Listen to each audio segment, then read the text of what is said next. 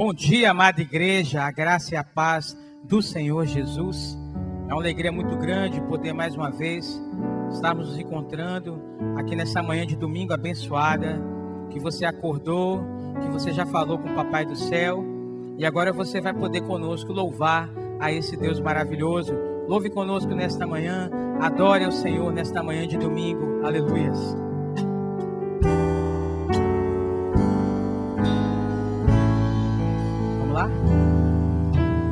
Lá está o meu tesouro, lá onde não há choro, onde todos cantaremos juntos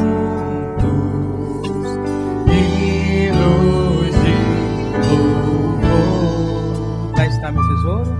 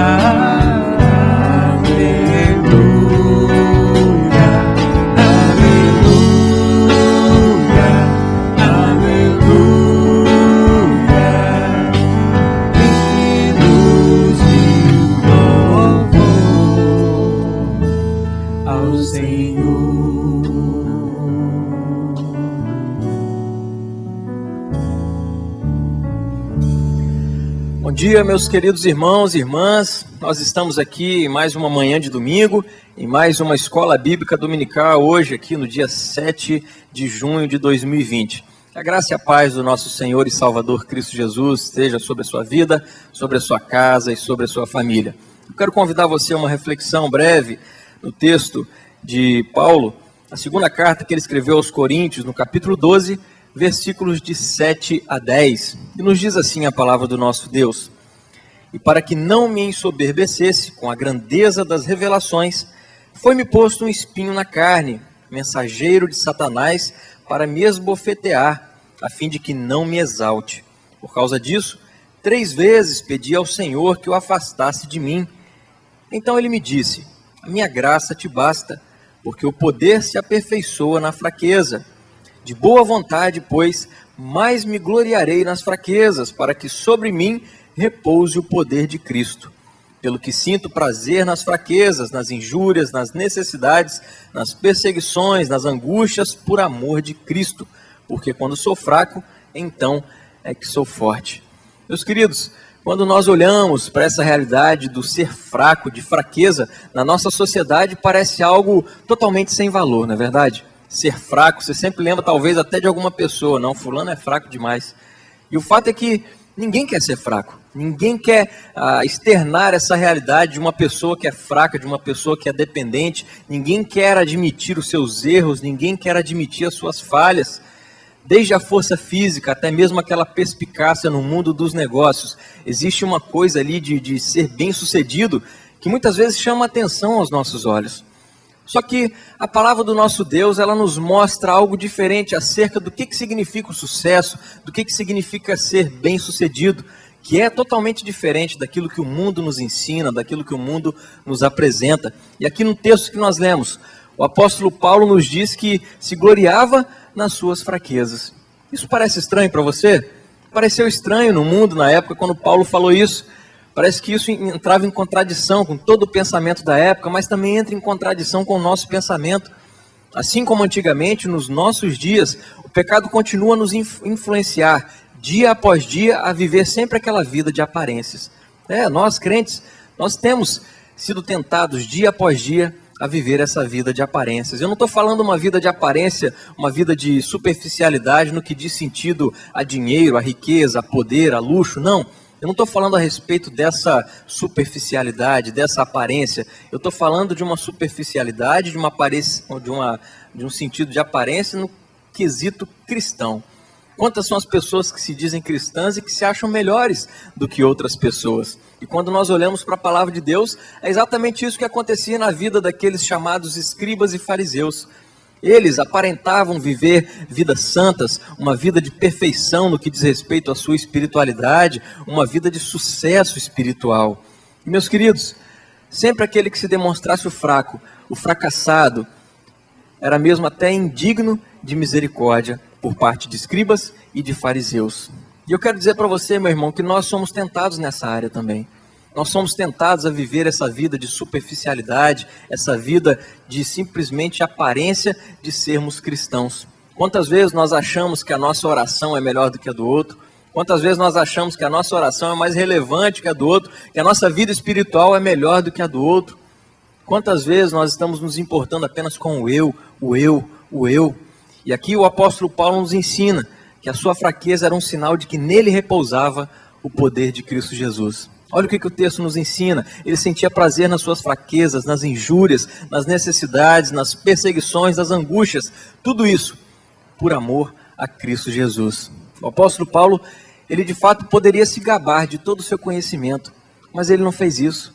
Ele foi ensinado pelos melhores de sua época. Nós podíamos dizer até mesmo que ele estava ali muito acima da média, mas em momento algum ele fez isso. Ao passo que o próprio Deus coloca esse espinho na carne dele, e ele fica ali incomodado com aquilo, ele pede a Deus para aquilo que seja retirado, e o próprio Deus responde a ele. O próprio Deus responde a ele: a minha graça te basta.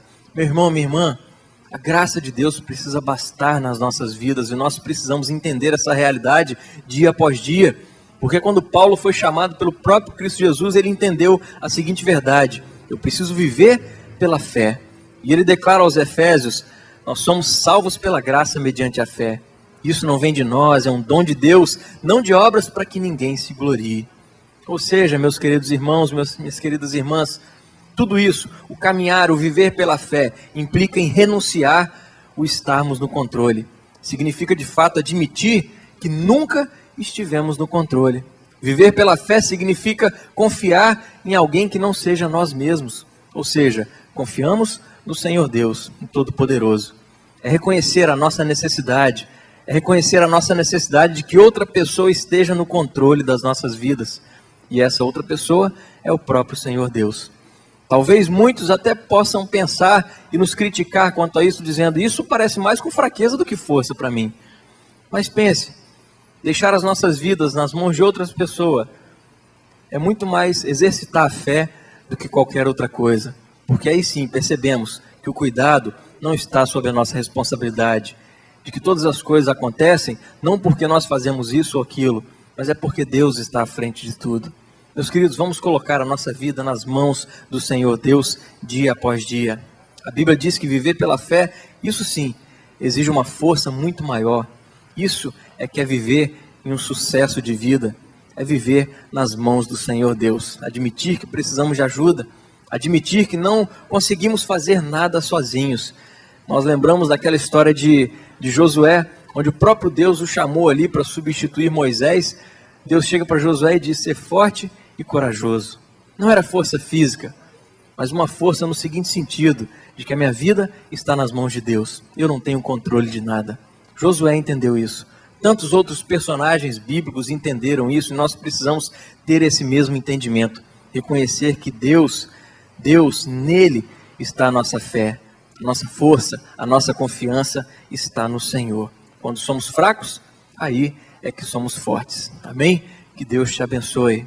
Nós vamos agora, cada um para a nossa sala, vamos aqui nos reunir em escola bíblica dominical e mais uma vez continuar aprendendo a palavra do nosso Deus. Continua aqui a classe de vida cristã.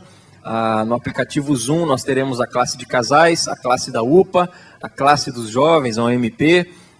No aplicativo Hangouts nós teremos aí a classe de teologia, A escola dominical de Colina tem sido no YouTube e a de Serra Dourada também. Então participe, você que é membro ativo da nossa igreja, participe com a sua contribuição ali também, escreva no chat, entre em contato de alguma forma e divulgue as nossas programações. Nós sempre temos insistido nisso. Se inscreva no canal lá do YouTube, no Facebook da igreja, para que assim a gente possa juntos compartilhar a palavra do nosso Deus. Que Deus te abençoe na manhã desse domingo, em nome de Jesus.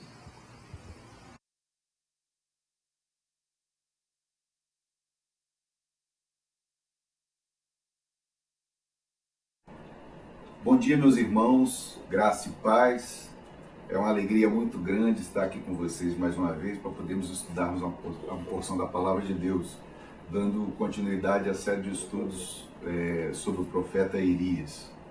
Vamos orar pedindo a Deus que nos fale ao nosso coração e que possamos ter um estudo bastante abençoado. Senhor Deus e Pai, nós te agradecemos por tudo que o Senhor nos tem dado, Senhor, pela oportunidade de podermos estudar a Tua Palavra de forma livre, Senhor, e podemos, como igreja, termos esse momento juntos.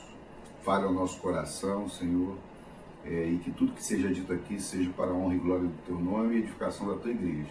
É o que nós pedimos em nome de Jesus. Amém. Nós estamos dando continuidade à série de estudos sobre Elias, o profeta Elias, e nós estamos indo para a nossa quarta lição. O título da nossa lição de hoje é sobre a sombra de Deus, né? Nós vimos nas lições anteriores que foram ministradas por nossos professores Sidney, Marcelo e Lucy, de como Deus atuou de forma maravilhosa na vida do Elias, né? Do profeta Elias. Nós vemos que ele foi levantado por Deus, tirado de um lugar simples, de um lugar até de uma cidade pequena, desconhecida. Era um homem simples, mas obedeceu a Deus e foi até a presença de Acabe levar a mensagem do Senhor, porque Israel estava mergulhado na idolatria que tinha sido trazida por Acabe por sua esposa Jezabel. Estava perseguindo os profetas e ele foi levantado por Deus para que a voz de Deus pudesse ser ouvida ali. E ele prontamente foi diante do rei Acabe, né, e decretou o fim da chuva e do orvalho por vários anos. E depois de levar essa mensagem para Acabe, Deus o levou para um esconderijo, porque ele passou a ser perseguido por Acabe e Jezabel. Então levou ele para Querite, né, e ali ele ficou escondido um bom tempo também, sendo sustentado por Deus de forma maravilhosa e sobrenatural, corvos, e bebendo da torrente de Querite ali, até que ela secou e ele foi mandado para Sarepta para ser sustentado por uma viúva. Olha bem o senso de humor de Deus, né? Ele saiu, atravessou toda a terra de Israel, porque ele estava numa extremidade, numa fronteira, atravessou toda a terra para o outro lado, para uma outra fronteira, para um outro povo, que era a terra de Sidom, onde tinha a cidade de Sarepta, para ser sustentado por essa viúva. E lá era a terra da Jezabel, que era a sua inimiga, que estava perseguindo ele. E ele foi para ser sustentado por uma viúva pobre. Olha bem que impressionante. E lá ele ficou também durante um bom tempo, sendo sustentado por Deus de forma maravilhosa. Então nós vemos aí que ele estava sob a sombra de Deus, sendo guardado, protegido, sustentado por Deus todo o tempo, né? E o Salmo 91, versículo de 1 a 4, nos fala o seguinte: o que habita no esconderijo do Altíssimo e descansa à sombra do Onipotente, diz ao Senhor, meu refúgio e meu baluarte, Deus meu em quem confio, pois ele te livrará do laço do passarinheiro e da peste perniciosa, cobrir-te-á com as suas penas, e sobre as suas asas estará seguro. A sua verdade é pavês e escudo, não te assustarás do terror noturno, nem da seta que voe de dia, e nem da peste que se propaga nas trevas, nem da mortalidade que assola ao meio-dia. Então nós vemos aí que ele estava sobre a sombra do Senhor, sob a proteção do Senhor, sendo cuidado por Deus. Mas se a gente tivesse agora de forma presencial, a pergunta que eu faria para a classe seria a seguinte: o que significa estar sob a sombra de Deus? Né? O que significa estar sob a sombra de Deus? Sempre que eu ouço essa expressão sob a sombra de Deus, me vem à mente o texto de Mateus 23, versículo 37, onde Jesus fala o seguinte: Jerusalém, Jerusalém, que mata os profetas e apedrejas o que são enviados. Quantas vezes quis eu reunir os teus filhos como a galinha junta os seus pintinhos debaixo das asas, e vós não o quisestes. O símbolo que Jesus usa, né, da vontade de Deus de estar conosco, é protegido debaixo das suas asas, como a galinha faz com os seus pintinhos. Eu não sei se vocês já tiveram a oportunidade de ver como a galinha cuida dos seus pintinhos.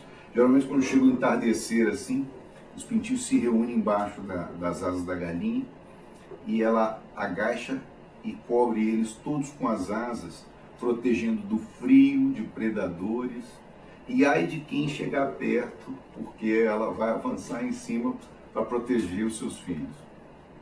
E é assim que Deus queria fazer com Israel ali.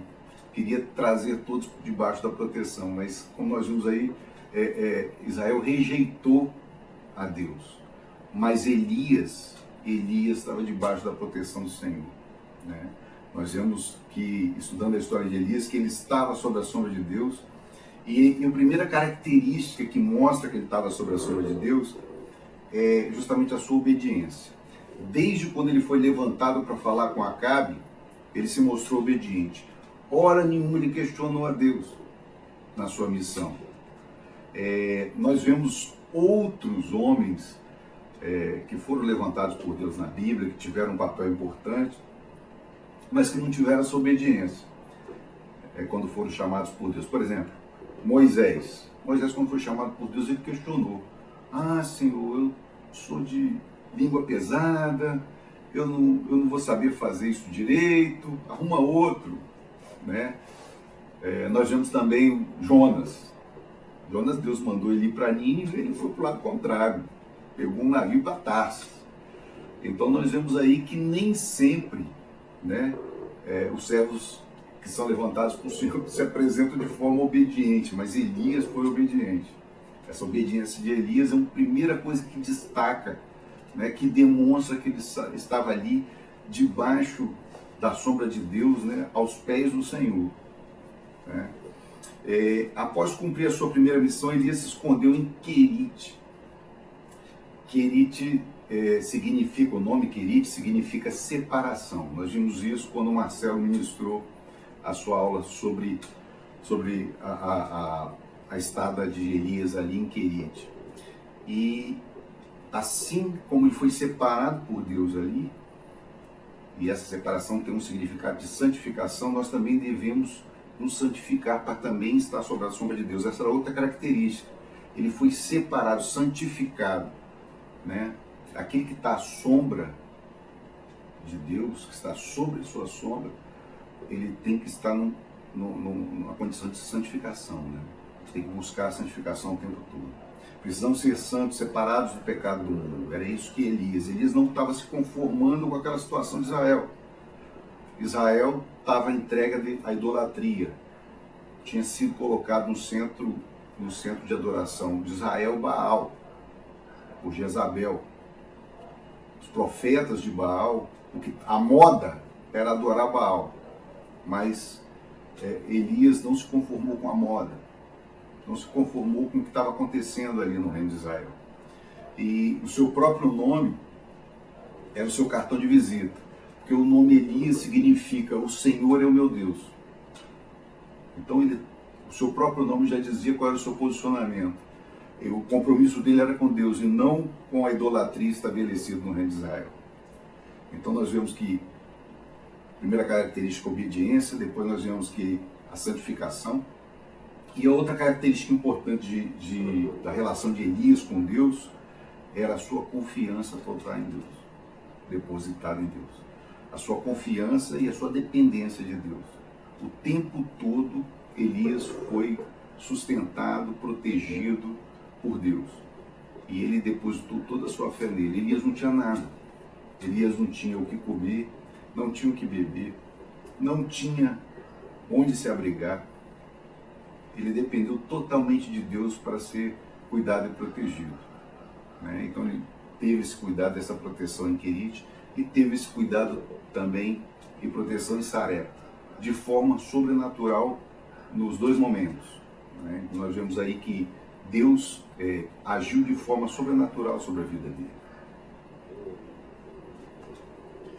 Bom, e quando a gente está sob a sombra de Deus, coisas maravilhosas acontecem na nossa vida. E é aí que nós vamos ver a partir de agora o que aconteceu efetivamente ali em Sarepta. Sarepta tem como significado a palavra fornalha de fundição. Ou seja, o Elias, depois de ser separado, ele foi levado para a fornalha de fundição para ser provado por Deus e para ser refinado como servo. É esse o sentido que tem ali. Então, em 1 Reis, versículos 17, 1 Reis 17, de 17 a 24, diz o seguinte: depois disso, adoeceu o filho da mulher da dona da casa, e a sua doença se agravou tanto que ele morreu. Então disse ela a Elias: que fiz eu, ó homem de Deus? Vieste a mim para trazer à memória a minha iniquidade e matares o meu filho? Ele lhe disse: dá-me o teu filho. Tomou dos braços dela e o levou para cima, ao quarto onde ele mesmo se hospedava, e o deitou em sua cama. Então clamou ao Senhor e disse: ó Deus, meu Deus, também até esta viúva com quem me hospedo afligiste, matando-lhe o filho? E, estendendo-se 3 vezes sobre o menino, clamou ao Senhor e disse: ó Senhor meu Deus, rogo-te que faça a alma deste menino tornar a entrar nele. O Senhor atendeu a voz de Elias, e a alma do menino tornou a entrar nele, e reviveu. Elias tomou o menino e o trouxe do quarto à casa e o deu à sua mãe. E lhe disse: vê, teu filho vive. Então a mulher disse a Elias: nisto conheço agora que tu és homem de Deus e que a palavra do Senhor na tua boca é verdade. Que texto maravilhoso, né? Elias tinha sido levado para lá para ser cuidado pela viúva.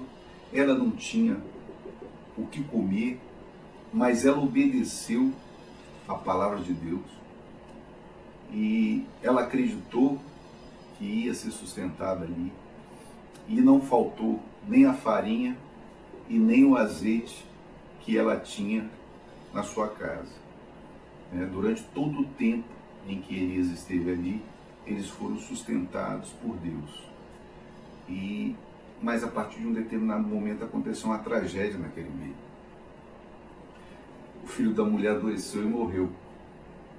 Quando estava tudo tranquilo, quando já estava, Elias estava ali escondido também e sendo cuidado e não faltando nada, abrigado na casa daquela mulher, Deus traz à prova o profeta e o filho daquela mulher morre. E aquela mulher, no seu desespero, culpou Elias pela morte do menino. Ela não compreendeu o que estava acontecendo naquele momento e pensou que estava sendo punida por um pecado dela. Ela achou que pelo seu pecado ela estava sendo punida ali. Mas Elias suportou a acusação da viúva. Ele ficou calado, ele não falou nada. Isso foi uma coisa impressionante. Ele podia ter discutido com ela, falado com ela o seguinte: olha, se eu não tivesse aqui, você teria morrido antes junto com o seu filho. Não ia só seu filho morrer, não, ia morrer você e ele de fome, se eu não tivesse aqui. Mas ele não falou nada, ele não discutiu. Ele demonstrou amor, compaixão, domínio próprio, mansidão. Justamente o que são isso? São frutos do Espírito. Mais uma característica de quem está sobre a sombra de Deus. Ele demonstrou todo o amor e compaixão por aquela mulher. E demonstrou ser um homem segundo o coração de Deus. E movido dessa compaixão e desse amor, Elias tomou o filho dessa mulher em seus braços e levou ele para o quarto, suplicou ao Senhor pela vida do menino. Ele insistiu com o Senhor. Ele, diante da mulher, não falou nada não, mas diante de Deus, ele se derramou, ele abriu o seu coração. Elias era um homem de oração, conhecia o poder da oração do justo. Vamos ver lá em Tiago 5, 16, 18, fala o seguinte. Tiago 5, de 16 a 18. Confessai, pois, os vossos pecados uns aos outros e orai uns pelos outros para seres curados. Muito pode sua eficácia a súplica do justo.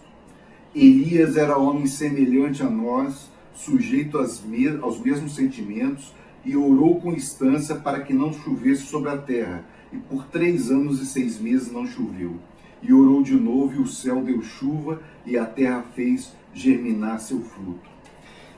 Aqui o texto de Tiago fala 2 coisas interessantes, que pode muito a oração do justo, e Elias demonstrou ser um homem justo, e Elias já tinha uma experiência de oração com Deus. Ele é que orou para que a terra deixasse chover sobre a terra. E ele já tinha essa experiência de oração, ele sabia que Deus podia atender a oração. Só que nessa condição aqui, era uma condição muito diferente. Era uma condição que nunca tinha acontecido antes, ou pelo menos não tem nenhum registro na Bíblia anterior de uma ressuscitação. Foi a primeira ressuscitação que aconteceu, que se tem registro na Bíblia. Ele não tinha nenhum modelo nem para fazer essa oração. Faça como foi feito, não tem. Era uma coisa nova, inédita e impossível para o homem, Mas ele confiou que o Deus a quem ele servia era o Deus que podia todas as coisas. E aí ele suplicou a Deus. Elias não falou nada com a viúva, mas com Deus ele abriu o seu coração. Ele também não entendia o que estava acontecendo. Quando que a viúva achava que ela estava sendo punida, Elias estava achando uma injustiça o que estava acontecendo. Ora, a mulher fez tudo o que o Senhor pediu, estava cumprindo todas as coisas que o Senhor tinha pedido. E aí veio o Senhor e permite que o filho dessa mulher morra. Ele não estava entendendo, então ele abre o coração para o Senhor. Então falando, Senhor, como é que pode estar acontecendo isso? É o que nós vemos no verso 20. Achou injusto o que estava acontecendo, mas ele demonstrou que tinha fé. Mesmo naquela aflição da mulher e na sua angústia, ele colocou o problema impossível na mão de Deus. É isso que nós temos que fazer quando o problema é impossível. Eu não sei qual o problema que você está vivendo hoje, se você está vivendo algum problema impossível. Mas se você estiver vivendo algum problema impossível, coloque ele nas mãos de Deus. Deus é o Deus do impossível, ele está no controle de tudo.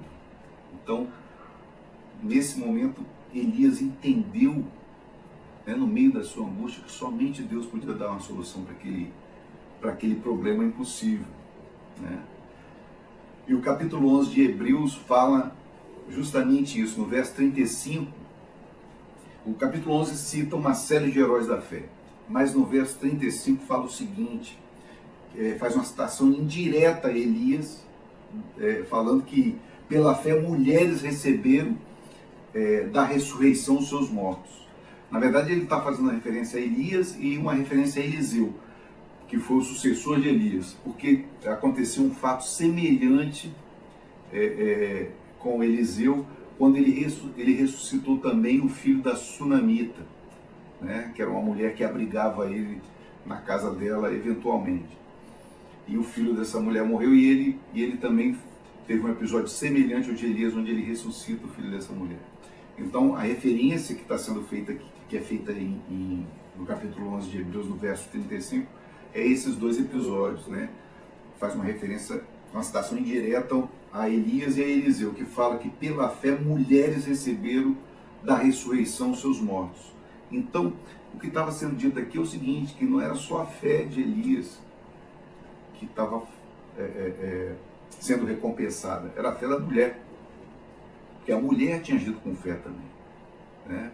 O que Deus fala para Elias quando ele sai de Querite? Ó, vai para Sarepta, que eu ordenei lá a uma viúva que ela vai te sustentar.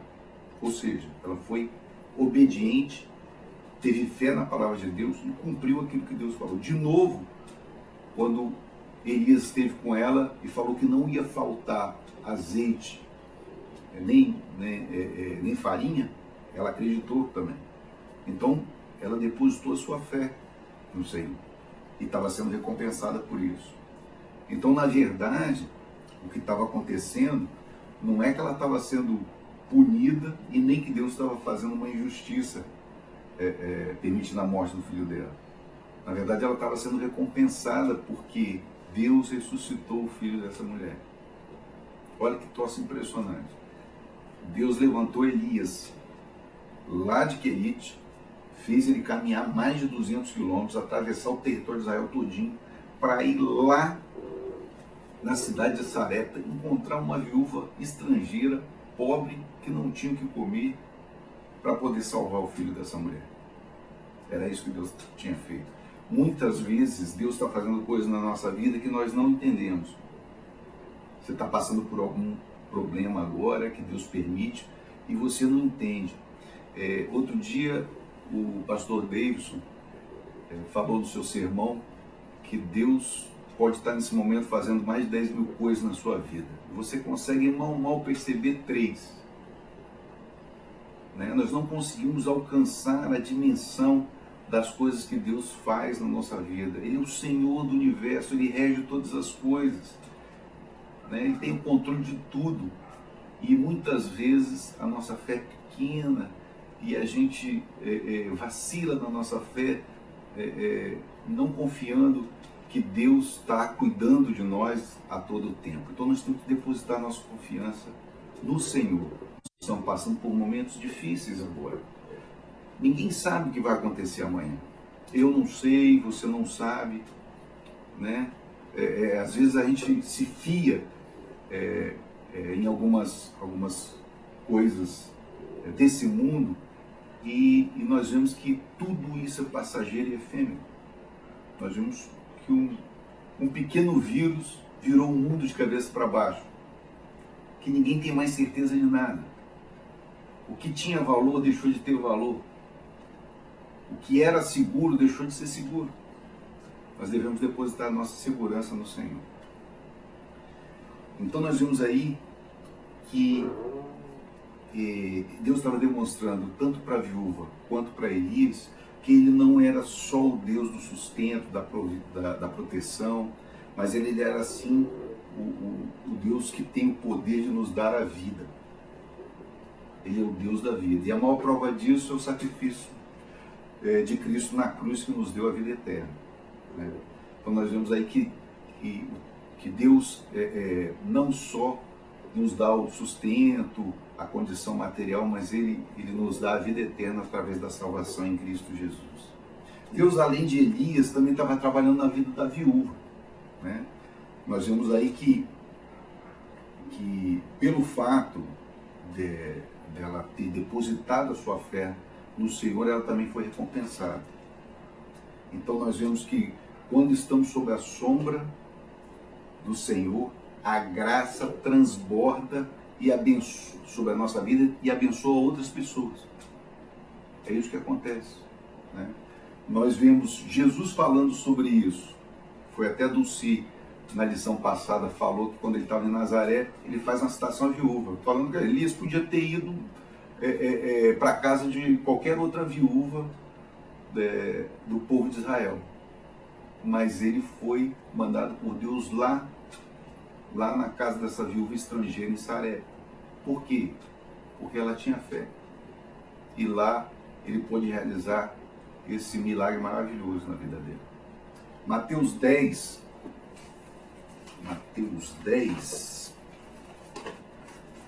verso 41.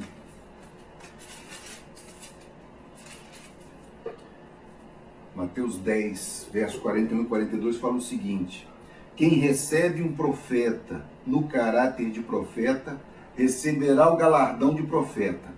Quem recebe um justo no caráter de justo, receberá o galardão de justo.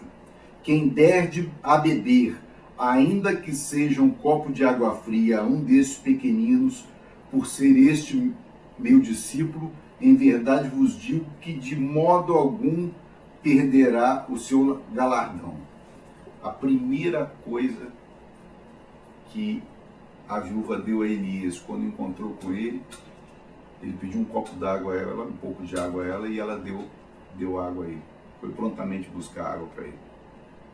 Então, a promessa de Deus foi cumprida na vida dela, né? Da forma como Jesus disse aqui no verso 42 do capítulo 10 de Mateus. Concluindo, meus irmãos, sobre a soma de Deus nós somos abençoados, pois todas as coisas cooperam para bem daqueles que amam a Deus, como se diz em Romanos 8, 29. Todas as coisas cooperam para o bem daqueles que amam a Deus. Então nós devemos depositar nossa confiança no Senhor. Nós devemos descansar debaixo das suas asas, né? Entregar o nosso caminho ao Senhor. E outra coisa importante é que Elias e a viúva foram recompensados por sua obediência. Fé, bondade, humildade e amor que eles demonstraram. Cada um numa relação diferente com Deus, porque a relação com Deus é uma relação pessoal. A relação de Elias com Deus era uma, a relação da viúva com Deus era outra. Mas Deus estava trabalhando na vida dos dois. E Ele quer trabalhar na sua vida também, na minha vida e na vida de todos nós aqui. E cada um tem que ter uma relação pessoal com Deus e se relacionar com Deus de forma especial, né? Deus vai ter um plano para a sua vida que é diferente do plano para a minha vida, mas de toda forma Deus quer nos manter debaixo da sua sombra. 1 Pedro 4, 8 a 9 fala o seguinte. 1 Pedro 4, 8 e 9. Acima de tudo, porém, tende amor intenso uns para com os outros, porque o amor cobre multidão de pecados, né? E fala o seguinte: sede mutuamente hospitaleiros sem murmuração. Foi justamente o que a mulher fez. A mulher fez o seguinte: ela demonstrou todo o seu amor, porque ela teve compaixão de Elias. Ela podia dizer para Elias, falou assim: não, eu só tenho essa comida pouca aqui, eu não vou dividir com você não. Não tenho não. E eu também não vou correr o risco de guardar você na minha casa não, porque vai que descobre você aqui na minha casa e mata eu também. Podia ter dito isso? Podia, né? Mas ela teve compaixão. Ela demonstrou amor, compaixão. Sede mutuamente hospitaleira. Ela foi hospitaleira também. Isso é que é interessante, né? Parece que o texto está falando dela. Justamente o que aconteceu. Então nós vemos como Deus recompensa aquilo que nós fazemos de acordo com a vontade dele. Cumprir a vontade de Deus é recompensador. Seja nessa vida, seja na vida eterna. A exemplo de Elias e da viúva, devemos confiar no Senhor e permanecer sempre sob a sua sombra. Independente das circunstâncias, porque Ele está no controle de tudo e nos recompensará por nossa perseverança em seu caminho. Que Deus possa abençoar a nossa vida, que nós possamos meditar nessa palavra durante a semana e que possamos permanecer firmes no caminho do Senhor, buscando sempre fazer a sua vontade, porque Ele está no controle de tudo e Ele quer o melhor para nós. Amém? Deus nos abençoe.